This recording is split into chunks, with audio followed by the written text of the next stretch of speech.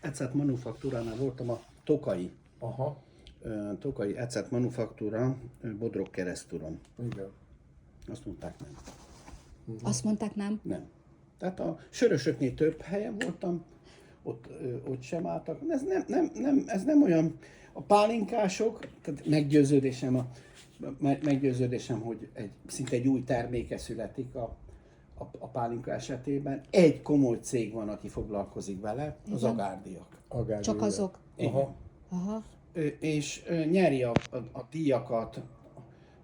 Igen, Agárdi az rengeteg Azok díjat jók, bezsebelt, mert jó. És most a többi, én egy darabig voltam a többi manufakt, vagy az elején, én már senki. Már senki Látja, van. hát ott van előtte a példa, hogy ne tudná, hogy mit tesz le az Agárd. Nem. És ezért én az ecetesekhez sem megyek. Most egy tokai borász különben hívott, hogy 2013-ban vett egy amforát tőlem, egy kicsit, egy 52 litereset, és abban ő nem aszút tett, hanem ecetet, és most bontotta meg.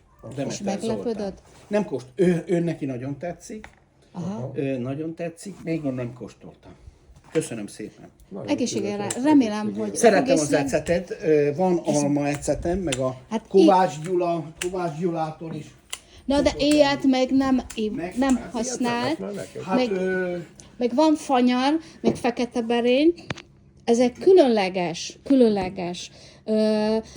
Nem is tudom, összehozok magukat valahogy, jó? Ajánlom Jó. neki. Nem kell magának semmi. Ide fog jönni a Márti, aki létrehozta ezt a... hát de nem ez van a túloldalon, a túlparton. Nem, ott is Mi- van egy, azt én Nem, ez nem az. Ő aki túlparton van, az egy német. Egy nő. hő, igen, Nem, igen, igen. nem. Német hölgy. nem. De én arról meséltem neked, hogy én is tudok egyet a Balaton túlpartján. túlpartján. Nem, ez Budai Jenőin van.